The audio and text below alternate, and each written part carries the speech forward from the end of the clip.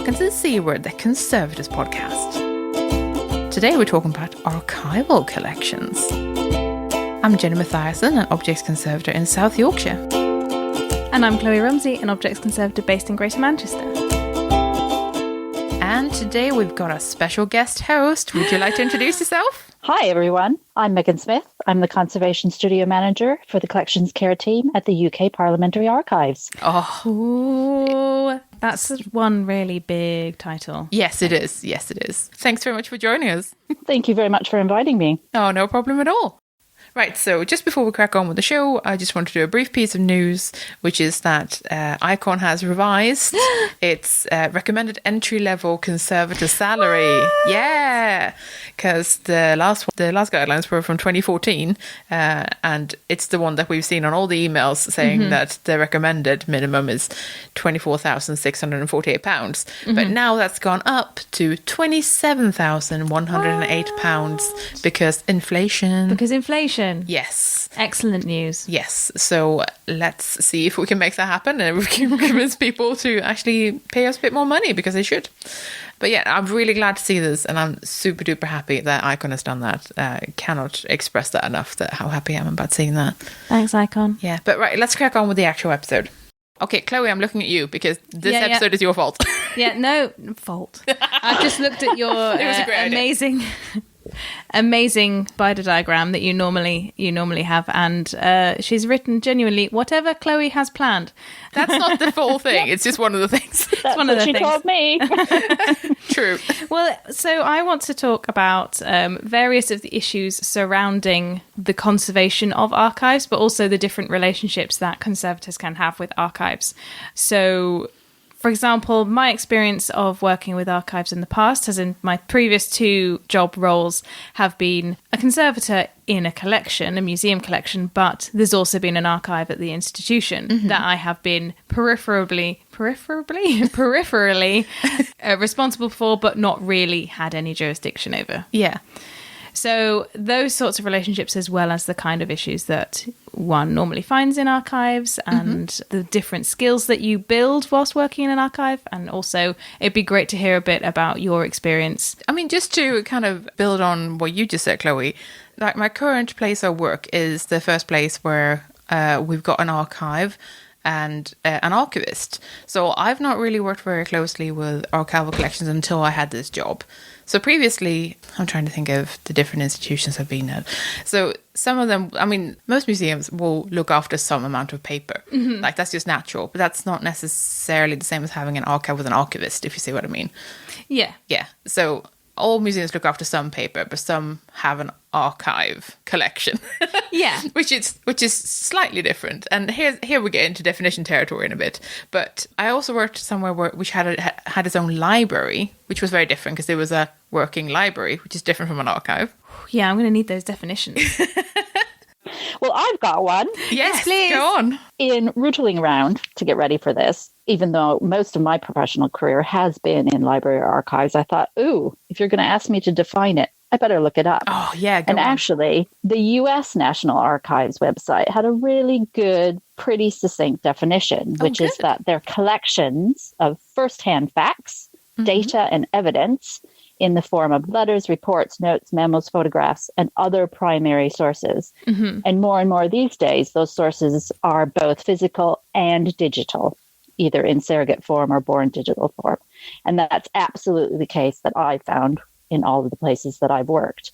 And it illustrates that actually what you were just discussing is that archives can exist in and of themselves, but they can also be partners in other types of organizations like galleries, museums, libraries, or corporations. One of the things that I found by starting to look into, okay, so what are the definitions here, was that archives kind of look after the more unpublished materials versus libraries who look after published materials. So books, things that you can buy, as for archives that's based more around donations or stuff that's being generated by the organization itself. And it's stuff that's not published as such. Like they exist in writing, but that's not the same thing as publishing something. So it's not really for commercial consumption, for example. Yeah. From a research perspective, it's about primary sources versus secondary sources. So as you said, the archive holds the letter that's being read or the data has been produced, whereas the library holds the book that was written about that correspondence or that research, etc. Yes, exactly. And then to add some further complication to this, where I work now, it's an archive and a local studies library. And then my question to my archivist was, so where does the local studies library sit in this? Because that's not a regular library then. And no. So the local studies library, they kind of put the archive in context. So they have the kind of books written about the archival material. And again, local studies is what it sounds like. It is very local to the area and the archive. It's very specific to that. Yeah. But it's kind of the research that comes out of the data that's in the archive. So they tend to go together. That's kind of like Archives Plus. It's like archives with a bit extra. And maybe it grows out of how that material, the paper and the archive material and the library material is held, because there's a consistency in the work you would need to do to it as a conservator or as somebody who's preserving it. So they physically sit together quite nicely. Yeah. So I just thought that was really interesting, that there's this kind of Venn diagram going on here of things that exist together. But they all look after, let's say, paper collections, although that's not entirely true either, because it's actually much more than paper. I mean, it's so fascinating, the stuff that you find in archives. Like, it's so varied. I have one question about libraries. Yes, go on. Are the objects, as it were, the books in libraries, considered ephemeral or disposable?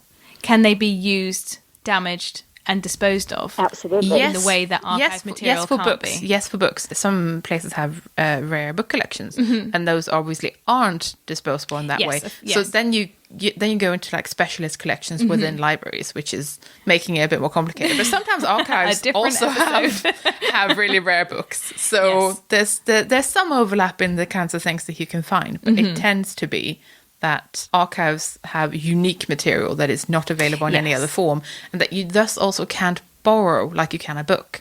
You have to look at the material on site, and usually under supervision, as opposed to a library where you can check out a book and you can go home and read it in the bath if you want to. I wouldn't, but there you go. Would you agree with those definitions? Yeah, I would. And, as conservators, we are encouraged to think about life of objects. And so the question about libraries disposing of books, that tends to be the default. But then you build upon that. What is the importance of that book? Yes, there might have been thousands of editions of that. But if it was a primary source material for another author, then that imbues a special aspect to that book. And therefore, it might not be part of that sifting process. Has it been scribbled in by some famous rock star or something? Yeah, because I was going to say that actually some of the reason that we keep some books in our archive is in fact that it belonged to one of the original curators. It has his book plate in it, his notes, and all that stuff that kind of builds more of an idea of who he was as a person. Right. So that kind of makes that more personal. And his professional experience as well. Exactly. So the Courtauld has a library, and within their library they have special collections. And one of the Cambridge spies, who was an art expert, whose name is escaping me at the moment, they hold his collection because it was his primary and secondary source material for his art historian work. So they probably wouldn't break up that collection because of the fact that it was put together by one particular person. Yeah. Even though the books within it, they would be able to get a hold of in many different ways. Yeah. I mean, I really enjoy the kind of stuff that ends up coming into archives, for example, because it's all the kind of stuff that we can, I guess we think of as nice bits of paper. So it's, like the official documents, and it's the handwritten letters, and it's someone's birth certificate, and like it's all those things. And it's the photographs, the family photograph, the photo of a soldier before he goes off to war. It's all of those things. But then it's also stuff like posters, and it's a cassette tape with a recording on it that's really important, and it can be a videotape or cellulose nitrate film. I have a lot of interesting things in relation to that sort of thing that we can start talking about now, actually, I guess. Yeah, if you like. So in my archive, the archive that's situated in my museum, we're trying to change the relationship with collecting. So in the boxes of previously collected things, you can find all sorts of things like balloons and badges, and there was we found a balloon biscuit. recently. Oh God, was it crispy? No, it was sticky. Anyway, and things like posters we are now trying to make them all collections. So trying to change our relationship with the kinds of things. So if a collection comes in, archives will have their pick and collections will have their pick. And obviously the relationship will be recorded. But in terms of storage and jurisdiction and use, particularly, which is something I'm really interested in, it will be decided on the appropriateness of each location. I suppose end location will be decided on. How does it work at the Parliamentary Archives? The collections are kept by the person or the entity that created it. So all of our cataloging runs in that way, but also the way we manage it from a physical standpoint. So we currently, and this may change in the future with quite a big project that's coming along called Restoration and Renewal, we do keep those collections together and all that material. Okay. And the only time that anything is extracted is depending on the size. So the actual storage of our archives, and this is public knowledge because people can come on tours, is quite a library style. So not very deep shelves, et cetera, et cetera. But if anything doesn't fit on those shelves, then it tends to be stored somewhere else. But it's still cataloged as part of that person's collection that donated it, if that makes sense. It does. And the parliamentary archives, we quite often get asked, so you have the Prime Minister's papers. Well, it's actually the business of Parliament itself, which is run through committees and the two houses, etc. So our archives are made up of primarily two sections, which is House of Lords, House of Commons, and then the working papers of the various entities within those two houses, along with the administration of running Parliament as well. It is an enormous amount of paper. They say we have over 4 million items, but what that really means is an item could be several hundred pages of paper. So we don't actually know, like a lot of archives, exactly how many items we have. We know that we have approximately 4 million units of things that people can look at. That's amazing. I think that's one of the challenges in archives is that it can very quickly get quite overwhelming in terms of being a conservator and managing that collection and doing the best for the most for that many items. What other materials do you have other than papers? So at Parliament, we actually have multiple what we call heritage teams. So there's a team who looks after what would be called all the works of art. We have a team who looks after interiors, so they look at textiles and furniture, etc. But within the archives, in addition to the paper and parchment we look after, we quite often have odd things that have come to us. So dispatch boxes. Yeah. So those are the boxes that carry the official documents. We have a few of those in my for museum. People who. Yes. They're very exciting, but that's where we cross the boundary because technically those aren't parliamentary objects, although they serve a function. Or we have some of my favorite things, because we did a huge survey recently. Some of the favorite things we found was we have a sword, which was part of the ceremony of Parliament. We have a tricorn hat. Amazing. We have a division bell. And you wouldn't think of that as being part of the archives. You think of paper and parchment and more kind of flat things or bound things. But we do have those almost because we were the default. We have a storage area. The other teams don't really have a huge amount of storage. So if they want it kept safe and it was given by a particular person as part of a collection, then of course we would have custody of that item. We also have a gargoyle. Oh my God. We've got a wee one. Yeah, Aww. He's very cute. I imagine that means your conservation teams work quite closely together, or the communication between the teams is quite efficient. Comprehensive. Efficient. Yeah, we do. No, we do. And because we're in the building we're in, we do have to work together quite a bit at very short notice. It's great, some of the like oddly three-dimensional things that you find. So you mentioned balloons, which we found the other week. Oh yeah. It was one from like the local library celebration of some sort. Like they'd had like special balloons printed for like. Let's put it in a box. That'll last forever. It does not. It is one of those things that brings conservators together across all of our material sets, because people by default think archives are books and pieces of paper and parchment, etc. But we all have. I have always considered myself more of an objects conservator, and it just happens to be that my objects are pieces of paper and books. That's really interesting. I have a love-hate relationship with paper in that I like paper and I would like to help paper, but I also don't know what to do. And that stresses me out, because I would like to know enough to be able to be helpful. But I mean, that's another thing, because I suppose I'm the only conservator they've got, and I don't really do paper, which sucks for archives. So I can help in a kind of advisory way, and I can give them ideas of how to better store things and how to minimize handling damage, maybe something like that. But to actually mend things is taking things a little bit further. And I have tried with some success, but it's not good. Like, it's not the standard that you're used to. Yeah, it's not what I would like to show off. Like, it's like, this is passable, but only passable, and that makes me sad. Yeah.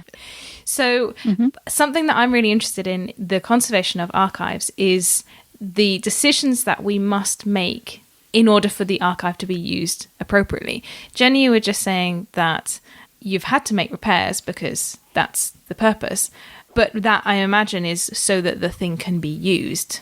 Yeah, it's to prevent further loss, really. Yeah. Like, the damage is already catastrophic in that a thing has fallen off. Yes. If you see what I mean. So it needs to be stuck together, because otherwise it will be permanently lost. And that's the problem. And people need to keep using this. And it's especially one of those things where it's like, this is our most popular book. People always fold this page out, which is the problem. Yeah. And then you kind of got to go the extra mile and like, oh God, I guess I'll get the Japanese tissue out. Please be okay. And then, I mean, what I love about working with archivists is that no one says, let's just tape it together, because everyone knows the tape is evil, and we're all on board with that, which means that we never do that. A lot of the time it's just to facilitate continued use and to prevent the complete loss. So that's when I will stretch to intervening. And that's one of the unique points about an archive, is it is there to be used, and the items are there to be accessible. Yeah. And I think that's one of the things that I actually really love about it, is that it's not there to just sit on a shelf. It's there to be used, or to be able to be used. And I love that. It's a working collection. Reference to our touchy-feely episode of last season. Indeed. So I think my specific... I have two kind of specific areas of interest with this. Meagen, when you've been conserving a piece of archive or an archive object... Item, an archive item... Have you realised that you've been making specific decisions differently based on what you know will happen to it? So essentially, I guess I mean conserving something more thoroughly than you would normally do, because you know it's going to be manhandled.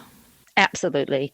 And it falls into a number of categories. So I spent some time at the National Archives in their digitization team, and there were some really very strict time lines that we needed to hit to get through the vast bulk of preparing material for imaging. And so the decisions we made were very, very different than what I do now when I'm preparing an item for an exhibition or for a loan. So I would say that's conservation plus, in that you want it to be as, I suppose, pristine and presentable as you can make it, even if it's an archive item. Whereas if you're getting something ready to go through an imaging process, you are about stabilizing. And that's where your ethics really come into play about decision making and how interventive you're going to be. Also in archives, if you are making things accessible to a researcher, it might be that you're doing some surface cleaning that is literally to be touch clean.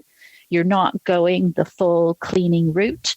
And that also means that you're spending your time in different ways. So exhibition preparation is going to be the most time intensive versus, servicing the search room on a daily basis will take up more time, but you'll be getting through more items that you're preparing. So we get through a lot of chemical sponge in our studios. So the other type of question, and I think it sparks from a really specific example. But I think there's probably in archives quite a lot of things that could be used as examples as well. So in my museum archive, I have on a couple of occasions encountered uncut book pages. From an object's point of view, I would obviously keep them uncut because that's the condition of the object. But I have faced opinions before that they should be cut and the book be used. Because the book is made to be read. Because the book is made to be read. Indeed. So every organization I've worked at has had to deal with this, and I'm usually the person that gets asked to cut the pages. So I take a steer in terms of how their collections are used. But the middle ground that I have come to, and this was after a really good natter with a friend who worked as a rare books librarian, and I've taken on what her recommendation was, that if that book is uncut and it exists anywhere else in the locality in a cut version, then send the person to that organization to read it already open. Yeah. If that book does not exist anywhere local to you in an accessible way, then you cut the pages and you mark who and when opened the pages in pencil in the gutter of the page. And don't cut the pages that the researcher doesn't actually need to consult. So it's a lot of differential, answering differential questions and only going so far. But I'm a book reader. I do understand the format of a book is meant to be read. But if you've got a rare first edition and it's not been cut open and somebody just wants to read it because they happen to be at that organization, then I think it's worth investigating who else has that book for them to read. I very much like this answer. That was a good answer. It kind of agrees with some of the things that I have, I mean, not work related, but argued with my partner about, who's into like fine press things, who has said, it's a book, it's meant to be. Yeah, but no, but these considerations, ethics. So thank you very much. I like that answer. Yeah, that was a very good answer. Along a similar vein, I had a really interesting question from someone who was an archivist. So this was very specifically a military archive, and they had flight maps that had been bundled together in a specific shape and taped in to retain that shape. Because that's how they used it in the plane, because they can't unfold a massive map in a plane. Of course they can't. I never considered that. So they'd taped it to be a specific shape. So that's how it was used. And their question to me was, what if we want to open them? And initially, I misunderstood this as a problem with the tape. Was the tape decaying? Was it falling off? Yeah. How do you best retain the tape for once, or retain the shape of it without the tape? But in actual fact, they were kind of asking that researchers want to see the full map. So do they then unfold it, knowing that he can probably never get it back together in the shape that it was actually used in? And I mean, my gut instinct was, no, you don't open it. Like, I kind of, that's the life of the object. Yeah, what possible reason would you have to open it? Because actually there would be nothing there of interest, because the interesting bit is the bit you see. Yeah.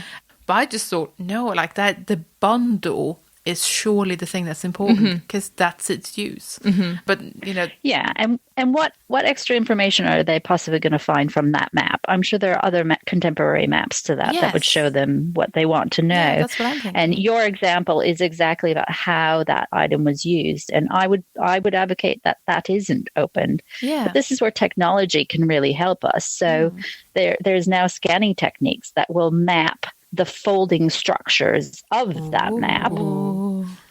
So it can be recorded. And then, if that's properly recorded, the possibility of opening that map to then be able to close it again does exist. So I think that would shift that decision-making slightly. Yeah. But that technology is in early days, and it's expensive to do as well. So it's not going to be something available to absolutely everybody. Yeah. There is something called letter locking. There's a conservator at MIT who's spearheading it, and it was before envelopes existed.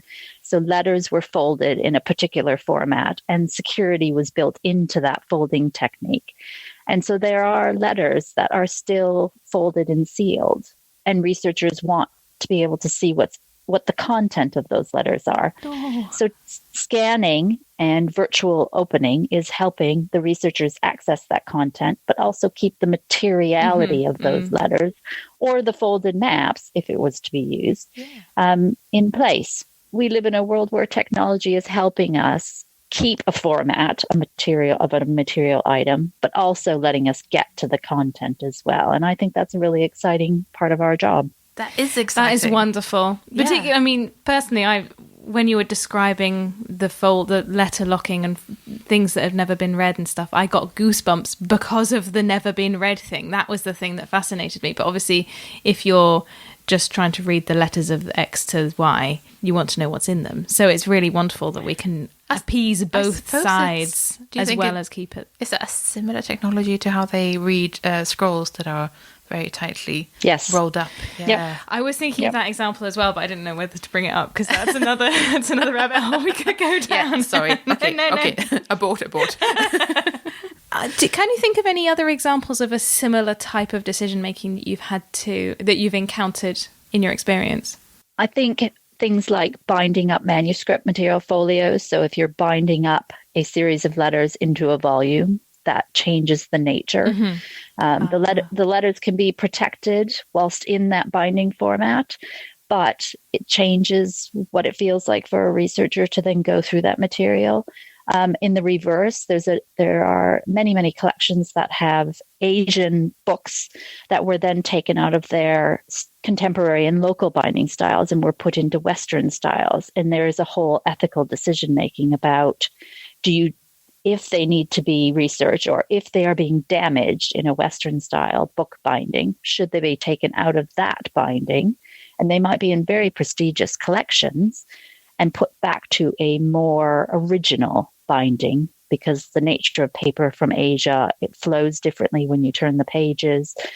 The way the spine is held rigid is different than in a Western binding. So in all of archives and libraries, you have things that have been changed in their format to suit the people who either own them or do research. And there's always this question of, is that the appropriate format for the item now, as opposed to what may have been an aesthetically driven decision previously? Oh, that is fascinating. That's so interesting, because as conservators, we will always encounter what is the most valuable history. At what point do I take it back to, basically, in a nutshell? Value you're trying to show? Yeah. The examples can also be in how the items were used. So if you have research material that has subsequent student notes on the original material, well, if it was just student X, what does it matter? As a conservator, you might be asked to clean off those annotations and marks. But if it was a very prominent scientist who, when they were studying something quite early on, decided to make their mark on those archival items, then that has a completely different meaning as well. So the decision making about what you're changing and what you're keeping can be very intricate and quite difficult. I hadn't considered actually the removal of annotations, but of course, because is there a concern that you might not know the identity of the individual who made the annotations?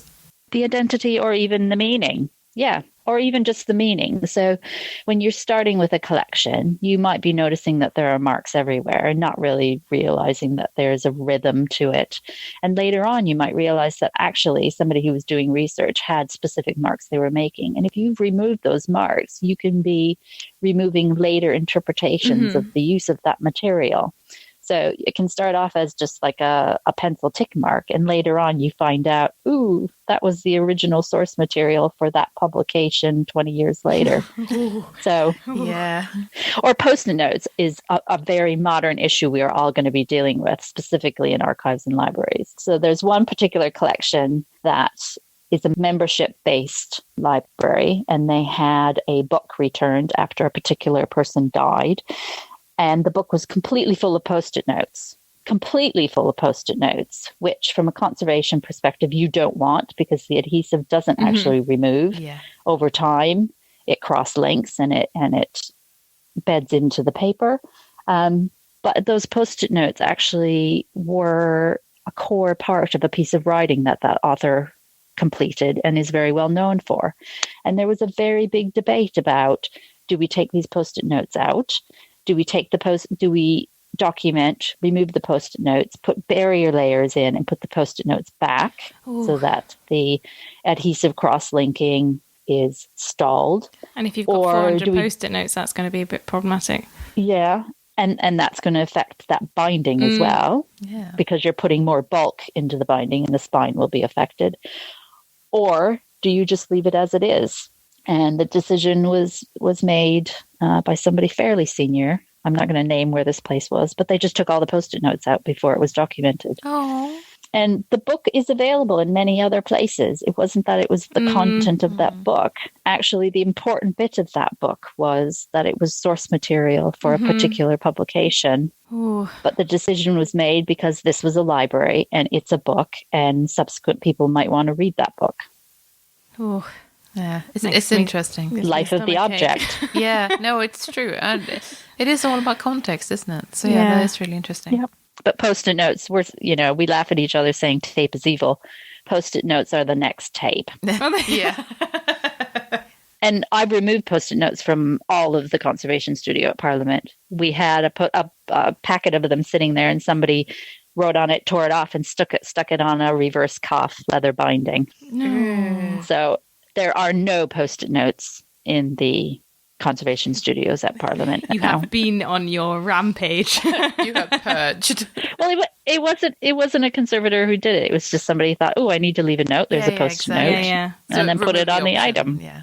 No, but going back to the example of people having written in the margins. Yeah. The reactions to the primary material. Post-it notes are now those new marginalia. Course, yeah. And from a conservation perspective, it's probably a really good MA project or a PhD project for an emerging conservator, because we are going to have to deal with Post-it notes. I hope somebody's written that down somewhere. Yeah. So speaking of things in the margins, sometimes they are the thing that something gets known for. It's like the chicken with the trousers that was popular on social media. You're looking at me like you've never heard of this. What are you talking about? No, but I've not heard of this either. That's the chicken with the trousers. Okay, fine. I'm sorry, the reason I'm laughing is because of the hand gestures. I can't. No one can see except me. I'm literally going to have to Google this now. Entertain yourself. Wait. Okay. Oh, no. he's wearing trousers. Right. Oh. Okay, yeah. So I found it. And it's Merle, so the Museum of English Rural Life, that tweeted one of their lovely manuscripts, which has... We love them. One of them has a doodle of a chicken wearing some trousers, which went viral last year. Like it was huge because people just loved it. It added so much character to this document.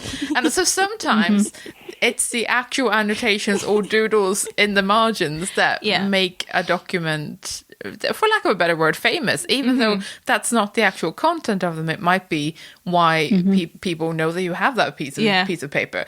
That's also important because I can't tell you how many people don't know that archives exist, for example, because museums are a lot more high profile than archives often. People might know of the National Archive or like the British Library. Like they'll know like the really, really huge places, but not everything has the same level of fame, and people might not know that they can go do their family research in like a local archive and that sort of thing, like that sort of thing. So sometimes this is actually generally helpful. Like share these weird things. If you find them, you should share them. They're amazing.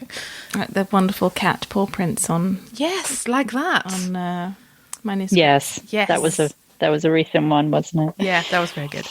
Delightful. So anyway, chicken trousers were a real thing, and you both doubted me. Sorry, please carry on.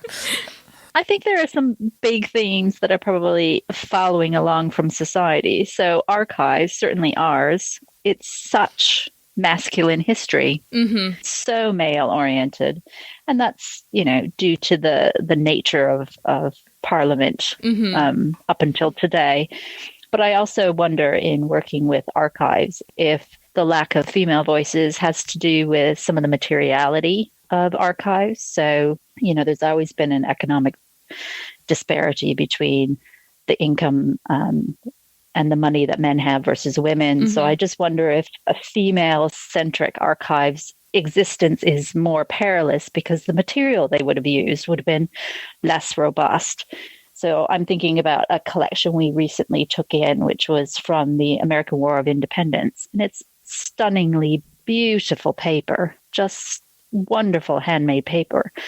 And I do wonder if it was a woman who was documenting what was going on, if the resources available to her would have been as robust and as wonderful. And therefore, those voices haven't lasted as well because just the material available to them hasn't been as robust.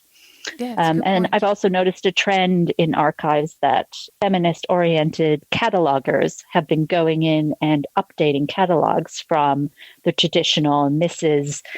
Joe blogs to actually assigning women's names to them in the archive so that people who are doing research can find the women themselves as opposed to being a proxy for men. That's wonderful. Yeah. And it's definitely, I think things are changing, definitely, obviously in society, which is essential. But in museums as well, I think we're becoming more aware of people's identities and voices that aren't heard and stories that aren't heard for the various historical reasons of prejudice.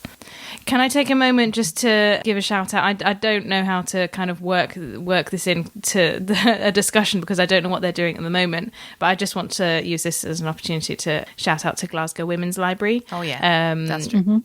I visited them in 2017 and the work they were doing is brilliant. So that's is the only accredited museum in the UK dedicated to women's lives, histories and achievements.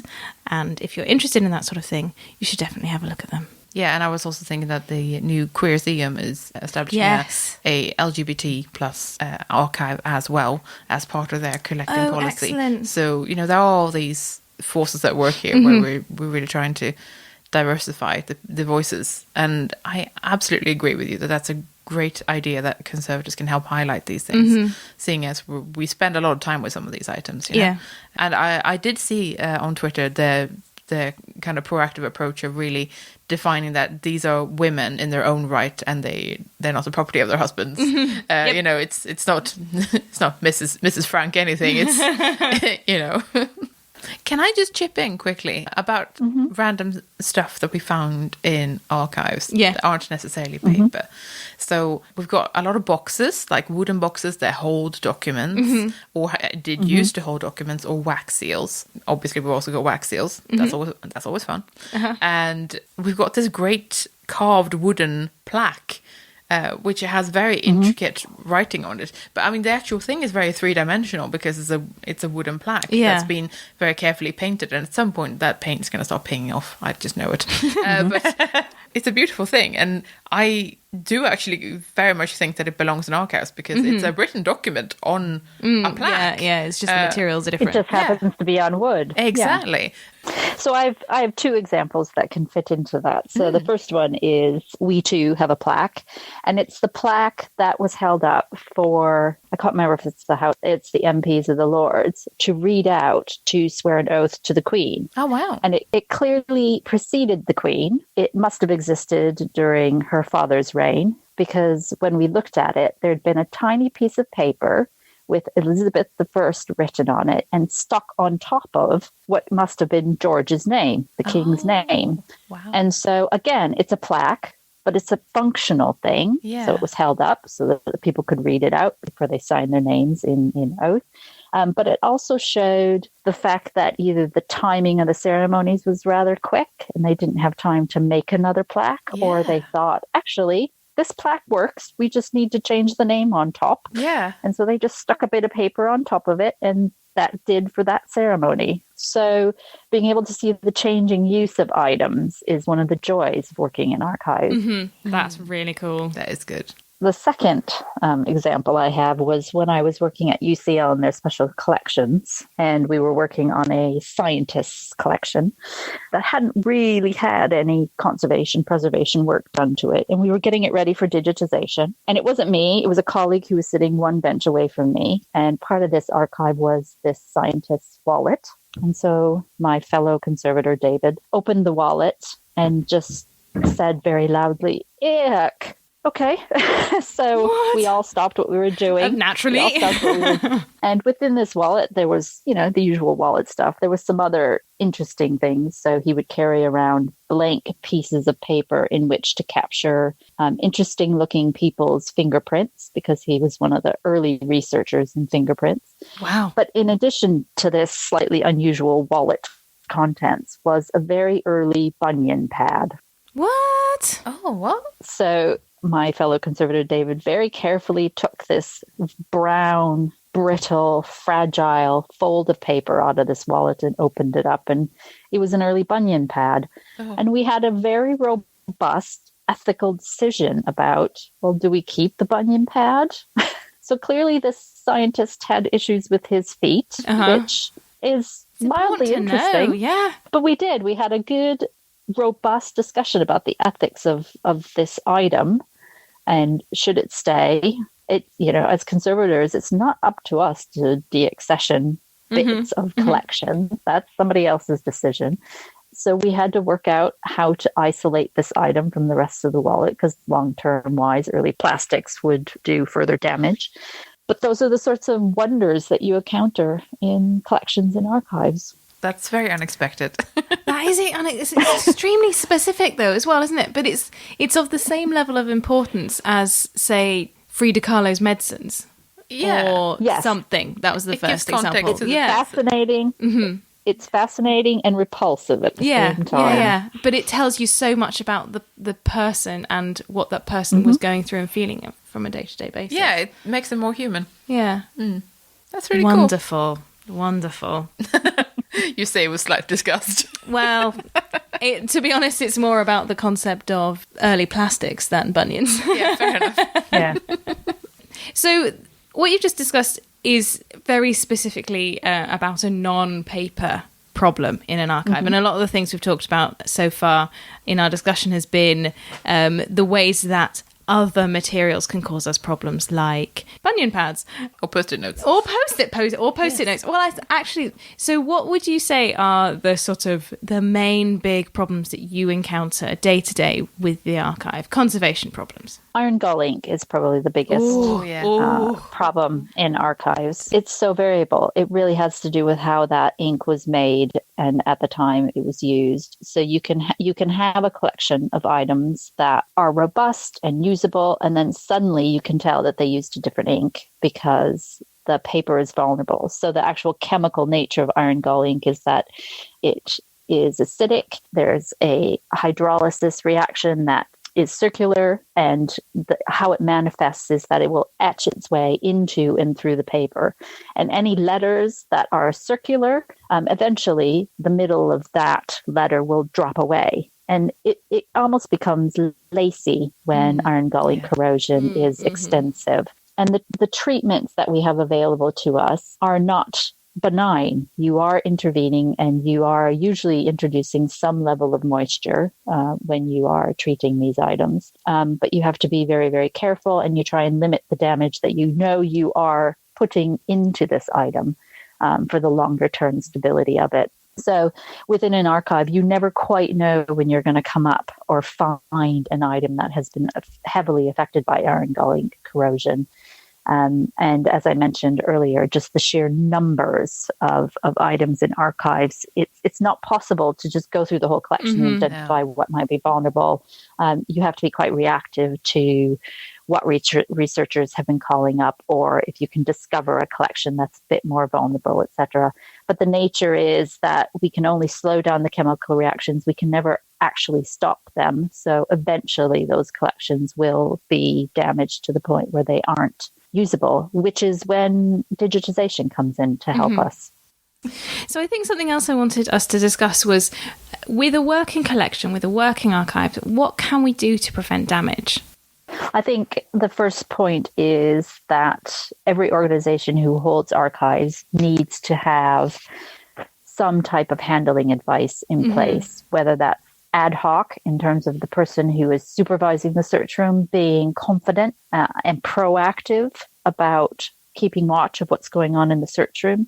The retrieval staff of the archive being aware that if they are collecting something to be consulted and they think, ooh, this looks rather delicate, not putting it in the search room ready for somebody to look at, but come and get the conservator and show it to them to find out whether it is particularly vulnerable. it's one of my favorite parts of the job is sticking my head into the search room and finding out what people are consulting. Because as a conservator, my focus is so much on the material that sometimes I don't actually know what the collections are about. And it's my way of finding out what people are interested in, but also being able to kind of bustle in a matronly way. So I think handling and all the agents of deterioration that are related to handling are such a concern.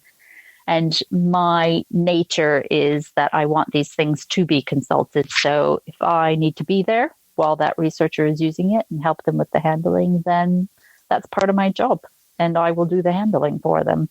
But then you can also get people in the search room who are overconfident and they think they know what they're doing. And sometimes that overconfidence is more dangerous than people who aren't heavy archive users and are more hesitant and maybe willing to ask questions. So people who might have things hanging off tables, they'll lean on items. They're much more casual with the material. And I think that there's an inherent vulnerability with our items when people think they know what they're doing. And that can apply to archivists as well. I have just recently given handling training to the majority of the people in my museum. Very small museum, I have to say. It wasn't like hundreds of colleagues. And one of the things on my personal list is to go down to the archive and probably off the back of this conversation, actually, and have a specific discussion with them. Not so much training, but discussion with them about what they need from conservation as handling advice and what they need to know in order to transfer to others. So one of the things I've found is that archivists that work in very small collections who don't have access to conservators, I think they worry about how to assess whether they should ask for funds to have collections conserved. So one of the things I did was there's a group of archivists, they're called the Pall Mall, Association of Pall Mall Archivists. So it's all the clubs along Pall Mall. And we did a little workshop on, so you think you need to hire a conservator and talk them through what they could do to prepare for a discussion with a conservator, when they should reach out to conservator, when they should talk to senior management about a collection or an item that they're particularly concerned about, and how to work with a freelance conservator. So to be able to ask what is your rate, how to handle the relationship, how to communicate with the conservator, etc. So I think archivists want to do the best for their collections, but sometimes they're just afraid to reach out and talk to conservators about what they could do for their collections. That's a really good point. Thank you for adding that. Because they don't get it during training, and unless they've worked in a big it's a good point organization with in-house conservators, I think that would be a really daunting prospect. Yeah, that's really interesting. Yeah, and it's interesting to me that the archivists don't get training on working with conservation or working with seeking funding for that sort of thing, because it kind of it sort of says this: you now have all of the skills to work with an archive collection and to sort of safeguard it for its use, but not if it starts to fall apart. So before we round off, I think we should have a little chat about good resources to look up if you want to know a bit more. Do you have any in mind? So I have two. They're a little bit off the wall. So the first one, and I'm sure I am like other conservators in that I listen to a lot of podcasts in addition to this one.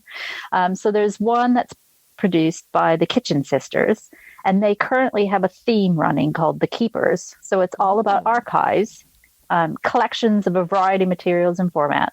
And I love all the episodes, but I particularly love, and I would suggest starting with this one, is the episode about hip hop and how hip hop created an archive and found a home and how it's being maintained. That's amazing. So that's my first one.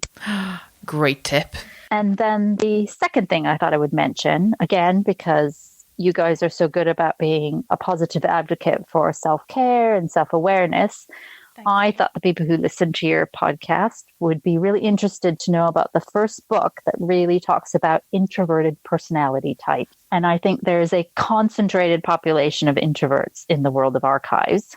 So Susan Cain's writing helped me name, understand, and start to articulate how I experience the world in terms of work and relationships. So her book called Quiet, The Power of Introverts in a World That Can't Stop Talking, was a really great resource for me to start exploring this part of our society.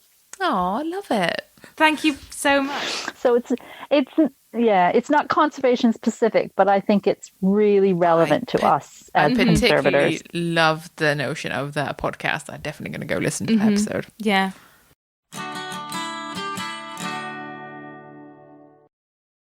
So today we're talking about archives, and I've found myself an archivist. Ruth, would you like to introduce yourself?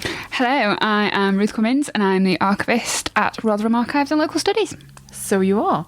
How did you become interested in archival materials? It was while I was at university. I did a history undergraduate degree, and as part of that we had to do work placement, and I did work placement in the university archives.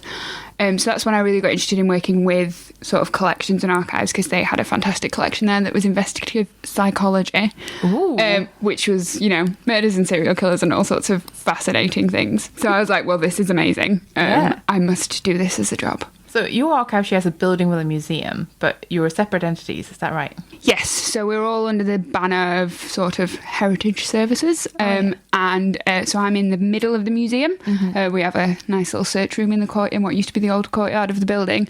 So we work very closely together, but we are sort of two separate collections. Okay, like how much overlap is there in terms of, like, how much do you collaborate? Quite a lot. We'll collaborate on things like exhibitions and things like that, but also when we have sort of inquiries in the search room, if it's about something that we know the museum has something in the collections with, or the museum has an inquirer, they might also cross-reference to archives. So it's really like a research room that all inquirers can use, both museum and archives. Out of curiosity, do you pool conservation resources at all? Yes, we do. We have like a larger budget, which is where the conservation money sits, and then I'll buy my own boxes and my own acid-free envelopes and Melanex for photographs and things like that. But we'll share maybe some more general things like gloves. So how do you try to safeguard your collection on a day-to-day basis? On a day-to-day basis, it is obviously we monitor temperature and humidity. Things are packaged in acid-free boxes, in acid-free envelopes, in Melanex. Then we have obviously proper handling procedures to make sure that when obviously our inquirers are using them in the search room, or when staff are using them, it's all done correctly. Gloves with specific things like photographs, not with regular paper. Who do you think you are, lied to you? So yeah, that's pretty much our day-to-day. And then when we're putting things in exhibitions and stuff, I will discuss with our conservator about light levels and things like that as well. That sounds brilliant. And sometimes you do replicas and stuff like that. Yes. So most of the time, if we know something's going to be on sort of more longer term display, we will do a replica, or we'll initially put the original on display so that people can see it for a little bit, and then we'll swap it out for a replica eventually. So how does your search room work? So people can just rock up and ask to see something, or? Yep. So we have sort of two main strands. We have people that can come into the search room and they can order documents, or most of the time they'll just come with a question, and then we will give them documents that answer that question. And then we also have a distance inquiry service. So for people who live further away or even internationally, can ask us questions about Rotherham, and we can answer them over email. In what way could conservators help you in your life as an archivist in terms of looking after things? Obviously, they can always help with discussions about environmental monitoring, light levels, display, things like that. And then obviously, longer term, discussing and decisions about when maybe a document is too far gone, that maybe the public shouldn't be looking at it anymore, and should we be creating surrogates that the public look at rather than originals, that kind of thing. And then obviously fixing our not very well records as well. Yeah, sure. It's always... Everyone has them. Everyone has them. We have them. They're not very well, but they'll be fine. Yeah. So aside from some emergency remedial stuff every now and then, it's obviously really important that people look at the originals, right? Like, that's part of the charm. Yeah. Oh, definitely. Especially you get an extra sense from the originals that you don't necessarily get from a copy. It does make it more special, and obviously they've come to see the actual records themselves, especially with things that maybe are more of a legal nature. People are going to want to look at the originals, things like that. even down to little kids, if you show them a piece of paper with some information on from 1290, they'll go, all right, okay. If you give them a deed from 1290, they go insane. Like, it blows their mind. They're like, oh my God, this is so old, and you're letting me touch it. And then that's how they get super interested in things. So I always prefer the originals. But I know that there is obviously sometimes when you're like, for the safety and the security and the future preservation of the document, we need to look at surrogates. And maybe it's that they can see the original, but they can't handle it or touch it, things like that. So I know sometimes, occasionally, there's discussions out there about archivists hoarding documents and not letting people look at the originals. We never do it just for fun. We do it because actually, for the long-term preservation needs of the document, it needs to maybe not be handled anymore. Do you think archives need conservators? Yes, definitely. As anyone knows, it's anything. The longer it's been around and the older it gets, sometimes it needs a little bit of TLC and a little bit of care. And it's the same with paper. If we don't conserve and preserve these items, objects, whatever, it doesn't matter whether it's a piece of paper or whether it's a museum object, they won't be around in the future. And with archives, it's incredibly important because these can be the basis for legal cases. They can be a photograph of an ancestor that you've never seen before, that you can have a real personal connection with. Is probably one of the most important things we do. There's sort of two strands that I always think are the most important, which is access and then preservation and conservation. What is your favourite thing, as a final thing, about working with archival collection? Honestly, I've always been a nosy person. I think this is why I became an archivist, which is I really like looking at stuff, reading stuff. Me and one of our archives and local studies assistants refer to it as being historical gossips, where we're like, oh my God, did you read that? Did you see that? And it's reading people's letters. I love it. Like stuff I know that was never intended for an audience. I love it. Uncovering secrets. Yes, it's all about that. I love it. Historical gossip. Thanks so much, Ruth.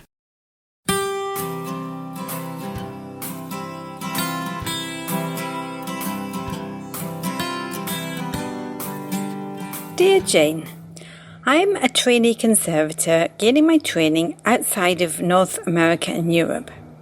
My question is, given that I'm excluded from many of the networks, how can I go forward to get myself an internship that will take my career forward?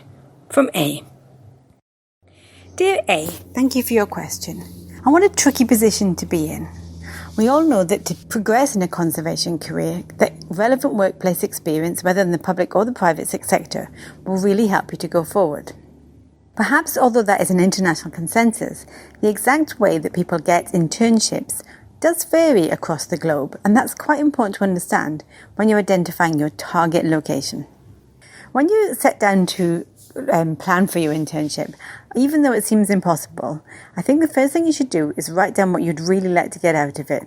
So less kind of, I want to go to Paris, though there's nothing wrong with that, and more, I want to get these skills, I want to meet these people, I'd like to have had experience in budget and marketing, or that sort of thing.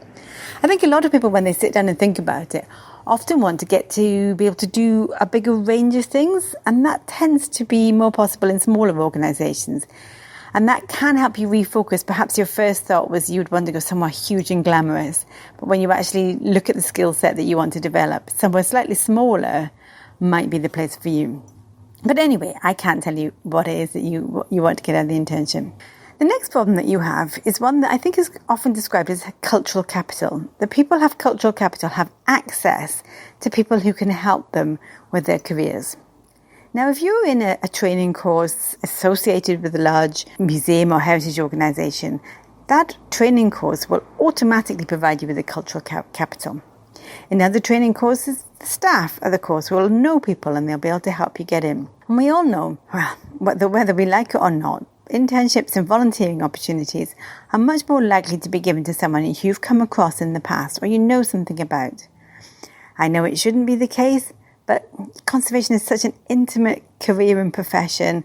You can sort of understand why people might be nervous about putting someone in their lab that they'll sit next to for 6 months that they've never met before and know nothing about.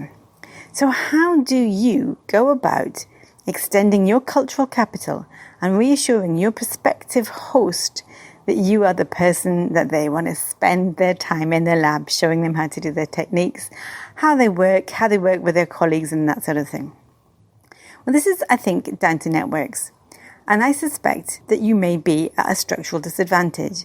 I suspect that if you are outside if you're outside the large pools of conservation, then I think you will always struggle to get in a way that people inside don't.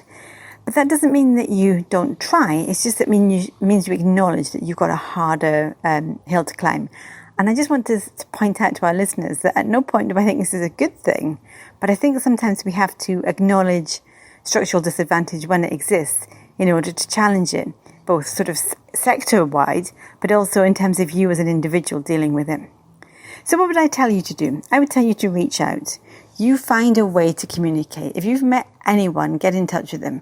Don't start by sending them your 10-point list of demands. Start by sending them a connection request on one of the sort of social media sites. Or if you do Twitter, then have Twitter conversations with people. If you don't, have a blog.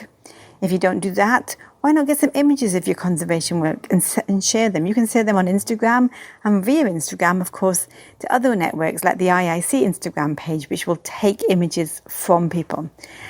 Look around at the newsletters that are out there. Sometimes it's quite hard to get published in a mainstream journal, but not so hard to get into a newsletter.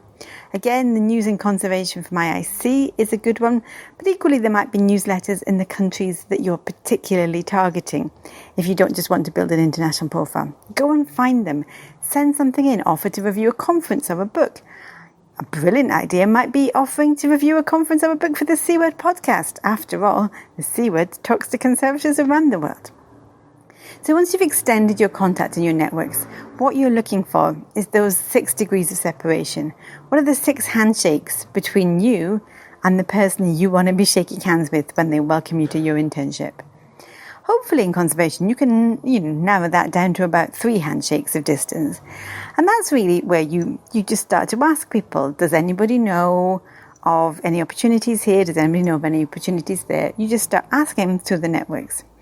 Now, it is worth understanding that in some countries you will find internships are paid and advertised and appointed quite formally, in which case follow really all the instructions that you get for job applications. In some countries, internships are longer, and in some countries they're shorter. If you know an organisation regularly has internships that are paid and that's your dream, if there's any way you can afford to be there or connected to them in some way and volunteering for them already, that would really help. Is there any virtual volunteering that they want? Have they got a catalogue online that needs transcription or commenting? Is there any way you can get involved in them? So once you know that you have to, extend your cultural reach, just sit down and plot out who you know and what you feel comfortable asking them to do for you. It might be as little as asking them if they know who the name of the person you might need to get hold of. It's so much better to write, dear Conservator Jenny, I've always admired your work, than dear Borough Council, please can you pass this email to your conservation team. By getting direct to the right email address is something that you can benefit from. So I would just really encourage you to just try to, from wherever you are, find a way that you can connect with people and use those connections to slowly but surely get to know about the opportunities and feel your way around what's going on. I would say be prepared to go somewhere that you might not have considered to be a priority, because you never know what fun you can have in a conservation place. I would say be flexible in terms of timing and recognize that they are going to want to get to know you in some way. So can you call them on Skype? Can you have a chat? Is there any way you can have a look around? If you see the internship advertised, is there someone who would be the supervisor that you could call and just talk to? They're going to be as reassured about getting a sense of you as you are of getting a sense of them. So this is really where I want to finish. It's not fair that some people have more advantage in society than others. It certainly isn't. And those people doing hiring decisions should be looking at ways to make sure that opportunities are genuinely equal. But in the meantime, while we wait for a better world, and hopefully when you get your role, you will help make a better world, then you just have to make sure that you do the work that maybe parents or teaching staff are doing for other people. I know that's tough, but I'm sure you can do it. Over and out.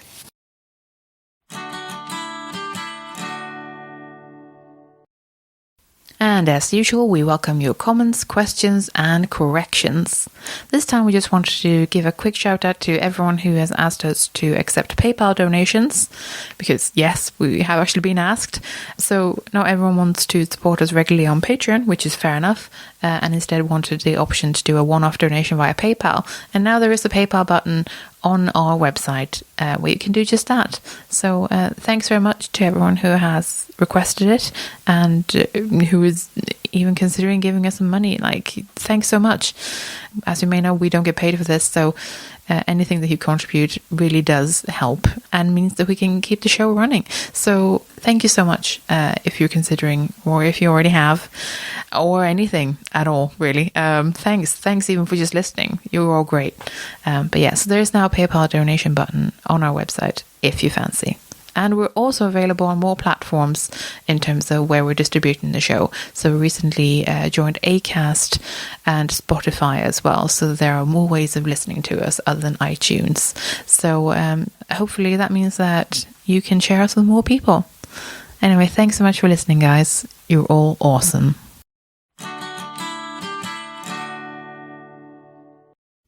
If you're enjoying the C Word and would like to support our work, then please consider becoming one of our patrons. For as little as $1 per month, you can help us keep our episodes online and more of them coming. Patreon helps us meet our regular costs for the show, and also to plan ahead so we know roughly how much of a monthly budget we've got. That's super helpful when you're trying to do something special, like buy a better microphone or save up to go to a special event. Your support also helps keep us free of advertisement. In return, our supporters get access to our archive of extended episodes, which you can only access on our Patreon page. Yeah, for that $1 a month, you get a little extra audio enjoyment. We've crunched the numbers, and it's about 10% extra content on a regular basis. Well, that's not bad for less than a cup of coffee, eh? If supporting us sounds like something you'd like to do, then head over to patreon.com/thecword and join our bunch of absolute champions. And a warm welcome to our latest patron, Wendy. Thanks for joining us. Thanks for listening. With C Word, and you've been listening to Meagen Smith, Kloe Rumsey, and me, Jenny Mathiasson. Join us next time for a tech episode about the Arduino. In the meantime, check out our website at thecword.show, tweet us at thecwordpodcast, or simply email us on thecwordpodcast@gmail.com. The intro and outro music is Spring by Didi Music, used under a Creative Commons Attribution License. Additional music and sound effects by Callum Robertson. This has been a Wooden Dice production.